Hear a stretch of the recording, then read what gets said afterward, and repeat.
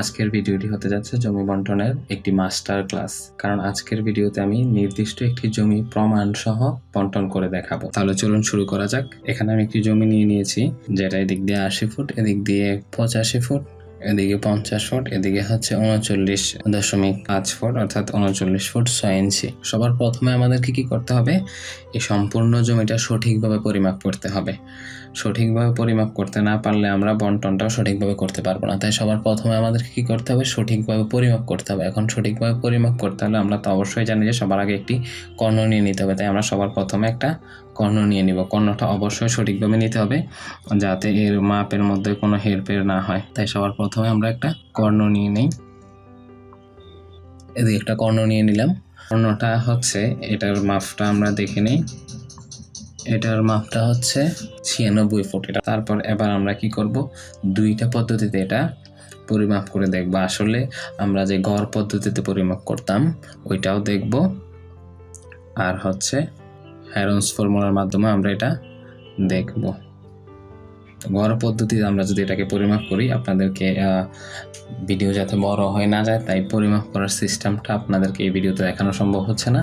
আপনারা আমার এই হেরনস ফর্মুলা এবং আয়তাকার জমি গড় পদ্ধতিতে পরিমাপ করার জন্য অবশ্যই আমার চ্যানেলের 2 নম্বর পর্বটি দেখে আসতে পারেন। এখানে আমি বিস্তারিত আলোচনা করেছি। আচ্ছা, তাহলে চলুন এখানে আমরা এটা পরিমাপ করি যদি, তাহলে আমরা গড় পদ্ধতিতে এটা পাবো 4/শতাংশ। এবার আসি হেরনস ফর্মুলায়। হেরনস ফর্মুলা আমরা যদি দুইটা ত্রিভুজকে পরিমাপ করি, তাহলে একটি ত্রিভুজ এদিকে আছে কত? 80, এদিকে 96, আর এদিকে হচ্ছে 39.5। তাহলে এটা করলে হলো আমাদের 3.55, আর 2 নম্বরটা হচ্ছে 50, 96 আর 85। এটার পরিমাপ করলে হয় 4.87। তাহলে টোটাল আমাদের কত শতাংশ আসলো? 3.55 যোগ 4.87, 8.42। তাহলে দেখেন আমার এখানে অনেকটা পার্থক্য হয়েছে। এখানে আছে 48, এখানে আছে 42, অর্থাৎ 0.6% কিন্তু পার্থক্য। তাই আমরা সবার প্রথমে সঠিকভাবে পরিমাপ করব। তারপরে হচ্ছে এবার আমরা চলেন এখান থেকে আমরা কি করব? 4% জমি কি করব? আলাদা করব। এদিক থেকে আমরা 4% জমি আলাদা করব। তো সবার প্রথমে আমাদেরকে জানতে হবে যে 4% সমান কত বর্গফুট, তাই না? তো 4% সমান 4 গুণন 435.6, অর্থাৎ এটা গুণ করলে আসে হলো 142.4 বর্গফুট। এটা গুণ করে আপনাদেরকে দেখালাম না, সময় যাতে নষ্ট না হয় আর কি, সেই জন্য। তো এখন আমাদেরকে কি করতে হবে? এত বর্গফুট জমি আলাদা করতে হবে। তাহলে এদিক থেকে আমরা কি করব? এই যে 1742.4কে 50 দ্বারা ভাগ করব। এই যে এই বাহুটা দ্বারা আমরা কি করব? এই বাহুটা দ্বারা ভাগ করব। তাহলে এই বাহুটা দ্বারা ভাগ করলে আমাদের যে মানটা আসে, আচ্ছা আপনাদেরকে একটু দেখাই দিই।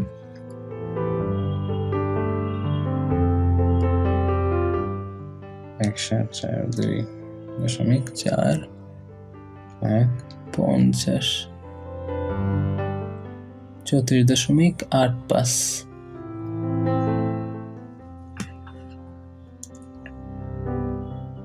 34.85। ফুট অথবা 34 ইঞ্চি। এই যে 8.5, এটাকে যদি আমরা ইঞ্চিতে নিয়ে যাই তাহলে এটা কিন্তু হবে 10 ইঞ্চি। আর ইঞ্চি থেকে ফুটে নির্ণয় করার সংক্রান্ত আমি একটা ভিডিও তৈরি করেছি, 3 নম্বর ভিডিওটি আপনারা দেখে নিতে পারেন। তাহলে আপনাদেরকে এটার মুখস্থ করতে হবে না, আপনারা সহজে এটা মনে রাখতে পারবেন। আচ্ছা, আমরা এখন তাহলে 34 ফুট 10 ইঞ্চি আমরা এদিক দিয়েও নিব, এদিক দিয়েও নিব।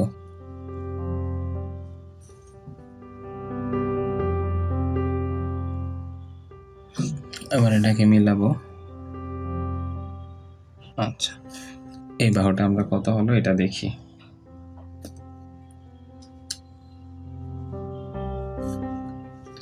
এটা 45 হয়, 45 ফুট। আচ্ছা, তাহলে আমরা এটা একটা আনুমানিকভাবে বের করার জন্য এটাকে গড় করে আমরা দেখি আসলে কত হয়। এটাকে যদি গড় করি তাহলে যে 50, এদিকে 34 ফুট 10 ইঞ্চি, এদিকে 45 ফুট, এদিকে আবার 34 ফুট 10 ইঞ্চি, এটার পরিমাণটা আসে তো টোটাল 3.80%। আমি কিন্তু এটা ক্যালকুলেশন করা আছে, তাই এগুলো আমি আপনাদেরকে করে দেখাচ্ছি না, আপনারা কিন্তু এটা চাইলে করে নিতে পারেন। হ্যাঁ, আর এইখানে আপনাদের করার জন্য আরেকটা সহজ পদ্ধতি আপনাদেরকে বলে দিচ্ছি যে এখন প্লে স্টোরে কিন্তু এই যে ভূমি পরিমাপ ক্যালকুলেটর লিখলে বিভিন্ন ধরনের ক্যালকুলেটর পাওয়া যায়। ওইখানে আপনারা গড় পদ্ধতি এবং হ্যারন্স ফর্মুলা বিভিন্নভাবে সবভাবেই কিন্তু আপনারা শুধু মানগুলো বসায় দিলে এগুলো ক্যালকুলেশনটা করা যায়। তো এভাবে করতে পারেন, অথবা আপনারা লিখে খাতায় লিখেও করতে পারেন আর কি। আচ্ছা, তারপর এখানে আমাদের দরকার ছিল কত? 4%। তো আমরা পাইলাম কত? 3.80%। তাহলে আমাদের ঘাটতি আছে কত? যে 0.20%। তো এই 0.20% সমান হচ্ছে আমাদের কত বর্গফুট? এটা আমরা যদি এখন বের করতে পারি তাহলে আমাদের কতটুকু আর প্রয়োজন, অর্থাৎ বাড়াতে হবে এদিকে, এই জিনিসটা আমরা বুঝতে পারবো। তাহলে এটাকে আমরা কত দিয়ে গুণ দিতে হবে? 435.6 দিয়ে যদি গুণ দেই তাহলে আমাদের কত আসতেছে? 87.12 বর্গফুট। ঠিক আছে, 87.12 বর্গফুট কিন্তু এটা। তো এই বর্গফুটটাকে এখন আমাদের ফিল আপ করতে হলে কি করতে হবে? এই যে এই দিকে যে আমাদের এই যে 45, এই যে 45 ফুট, এইটা দিয়ে যদি আমরা এইটারে ভাগ দেই, একটু মনোযোগ সহকারে জিনিসটা দেখবেন, এইটা দিয়ে যদি আমরা এটাকে ভাগ দেই তাহলে কিন্তু আমরা আর একটু সামনে যে কতটুকু যাবে এই জিনিসটা কিন্তু বের করতে পারবো।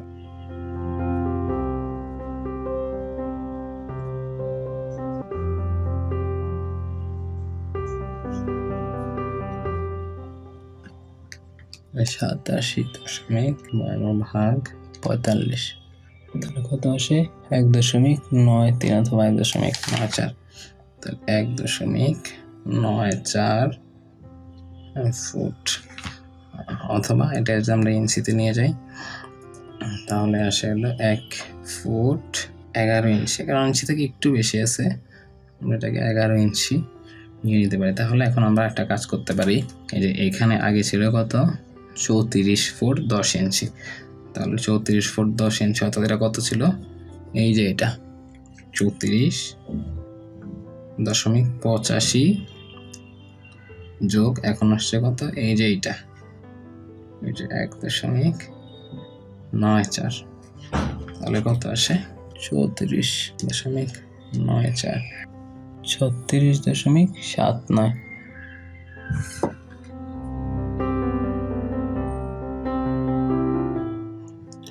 এটা কিন্তু টোটালটাই ফুট।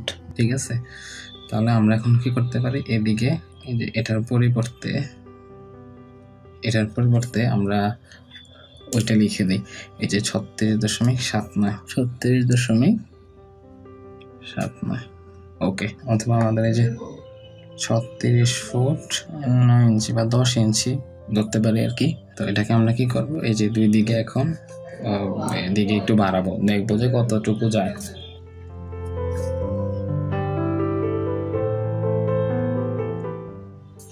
তাহলে এটাকে আবার আমরা যোগ করি। আচ্ছা, আর এদিকের এটা কত আছে এটাও দেখে নেই। এই বাহুটা এটা 45 আছে, এটা পরিবর্তন হয় নাই, এটাও 45 ইঞ্চি আছে। তাহলে এবার আমরা সঠিকভাবে পরিমাপ করার জন্য কি করতে পারি? এইখানে একটা ত্রিভুজ, একটা কর্ণ নিয়ে নেই। হ্যাঁ, কর্ণটা অবশ্যই সঠিকভাবে নিতে হবে। আচ্ছা, এই কর্ণটার মাপ কত আসে একটু দেখি।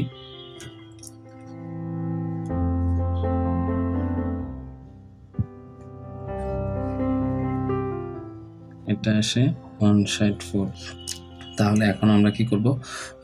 দুইটাকে ত্রিভুজ আলাদা করে এটা ক্যালকুলেশন করব। তাহলে এখন ওটা হচ্ছে কত? এটা যদি ক্যালকুলেশন করি তাহলে আমাদের এটা আমি ক্যালকুলেশন আপনাদেরকে দেখাচ্ছি না। দ্বিতীয়টা আসে কত? দ্বিতীয়টা এদিক থেকে এটা আর এটা, এগুলো ক্যালকুলেশন করলে আসে হলো 2.10 শতক। আচ্ছা, তাহলে যোগ করলে আসে কত? এই যে 4.00 শতক আর কি দেখাই দেয়, 1.90 যোগ 2.10 আর কি, তাহলে কত যে 4 শতক। তাহলে দেখেন আমাদের একেবারে 4 শতক কিন্তু কাটায় কাটায় মিলে গেল।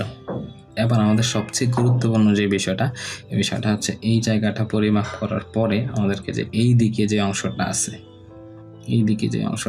এই অংশটা তাহলে কতটুকু বাকি আছে, অবশিষ্ট এটা সঠিকভাবে আছে কিনা আমরা ওই জিনিসটা এখন আসলে প্রমাণ করে দেখবো। এটাই হচ্ছে আমাদের জন্য খুবই গুরুত্বপূর্ণ, কারণ আমরা যখন পরিমাপ করতে যাই এই অংশটা বন্টন করে দেওয়ার পরে এই অংশের যে মালিক সে জানতে চায় যে আমার এই জায়গায় সঠিক পরিমাণটা সঠিক আছে কিনা। তাহলে এই জিনিসটা আমরা এখন করে দেখবো। আর আমি এখানে যতগুলো মাপ নিয়েছি এই মাপগুলো কিন্তু আমি স্কেল দিয়ে একেবারে একটা নির্দিষ্ট পরিমাণে মান ধরে ধরে কিন্তু আমি করেছি। আপনাদেরকে এখানে দ্রুত করে দেখাচ্ছি যাতে সময়টা একটু নষ্ট না হয়। আপনার প্রয়োজনে এগুলো ক্যালকুলেশনগুলো করে দেখবেন, এই ভিডিওটা কয়েকবার দেখবেন প্রয়োজনে, তাহলে আপনারা এই জিনিসটা ক্লিয়ার হতে পারবেন। আচ্ছা, তাহলে আমাদের এখানে ছিল কত 85 থেকে যদি আমরা বিয়োগ দিই 85 বিয়োগ 36.79, আচ্ছা এটাতে কত আসে 85 বিয়োগ 36.79, তাহলে এখানে আসে এই যে 85, এই যে এখানে যে 85 এটা থেকে যদি আমরা ওইটাকে বিয়োগ দেই, এই যে এটারে বিয়োগ দেই তাহলে কত আসে আমাদের এই যে 48.21, এই যে তাহলে এই জায়গাটা আমাদের এইখান থেকে আসে হলো 48.21। আচ্ছা, আর এদিকে কত আছে, এদিকে ছিল 80 মাইনাস 36.79, তাহলে এখানে কত আছে 43.21।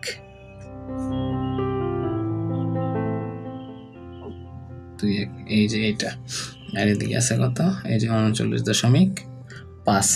তাহলে এখন আমরা এটাকে পরিমাপ করে দেখবো। এর জন্য আমরা কি করতে পারি, এখানে একটা ত্রিভুজ নিতে পারি, মানে কর্ণ আর কি, কর্ণ নিলে দুইটা ত্রিভুজ হবে।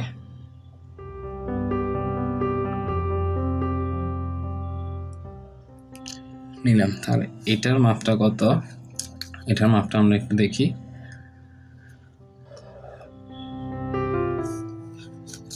এটার মাপটা আসে 62। তাহলে এইটার এই যে প্রথমটা যদি আমরা পরিমাপ করি তাহলে এই যে প্রথমটা আসে হলো আমাদের এদিকে, এই যে এইটা আর হচ্ছে আমাদের এইটা,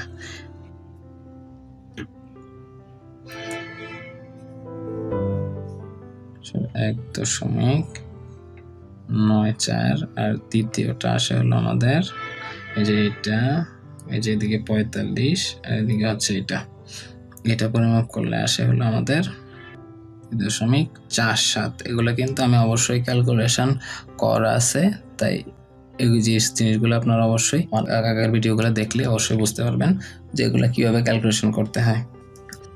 এই যে এখানে আমাদের ছিল টোটাল কত 8.42 টোটাল সম্পদ, আর এখানে আমরা প্রথমটাতে দিয়েছিলাম কত 4%। তাহলে আমাদের এইখানে আর কত ঘাটতি থাকে, এই যে অবশিষ্টটা থাকে, তাহলে কত এই যে 4.42, আর আমরা এখানে পেলাম কত 4.41। এই যে তার মানে আমরা ধরে নিতে পারি যে এই জায়গাটাও সঠিকভাবে আছে, হ্যাঁ। এবং কর্ণটা যদি আমরা সঠিকভাবে নেই, কর্ণটা সঠিকভাবে নিলে আমাদের এখানে জায়গাটা একুরেট বের হবে। কারণ কর্ণটা যদি একটু বড় ছোটো নেই তাহলে আমাদের এদিকে 0.1, 2, 3, 4 এরকম পার্থক্য হয়ে যেতে পারে আর কি। আমরা যখন সরজমিনে নেব তখন আমরা এই জিনিসটা অবশ্যই সতর্কতার সাথে নিব, একটু সময় নিয়ে ধৈর্য ধরে আমরা কাজগুলো করব, তাহলে আশা করি অবশ্যই আমরা সঠিকভাবেই কাজগুলো করতে পারবো।